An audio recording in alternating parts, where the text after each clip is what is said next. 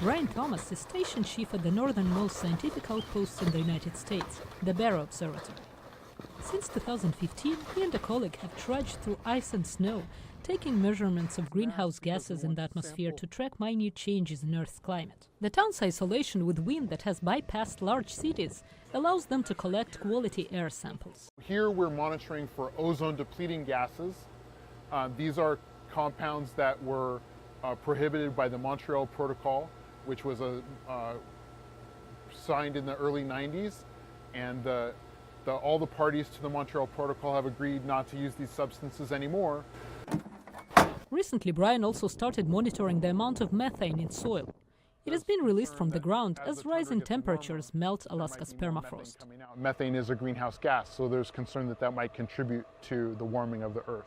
Thomas's work is unaffected by climate change policies in the White House, although the results might be interpreted differently than in the past. My job here is to take the measurements like we've been doing for 40 years. The measurements show that the carbon dioxide, for example, is increasing in the atmosphere. We know the physics of that. We know what that means for the atmosphere and what we do about it and who does what about it and when is a policy decision and a politics decision that I don't have a direct influence on. Thomas came here in 2007 from his hometown of Sacramento, California. But this is home to his 4-year-old son Ellis, who was born here and goes to immersive kindergarten where he learns the local native language, Inupiaq.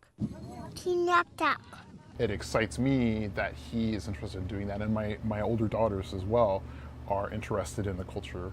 The cold climate may not be conducive to meeting people, but Thomas says it hasn't stopped his family from making friends. It's the friendly polar bears he worries about. So one day when we were coming out, we always look out before we come, and there was a white mound underneath the platform of the satellite antenna. The wildlife agent came, and he pulled up on his ATV, on his four-wheeler, and he said, "I watched the bear come over here."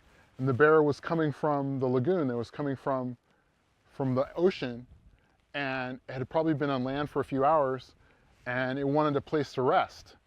Just another part of life for those who live and work in the northernmost community in the United States, at the very edge of the Arctic Ocean. Natasha Mozgovaya, VOA News, Utqiagvik, Barrow, Alaska.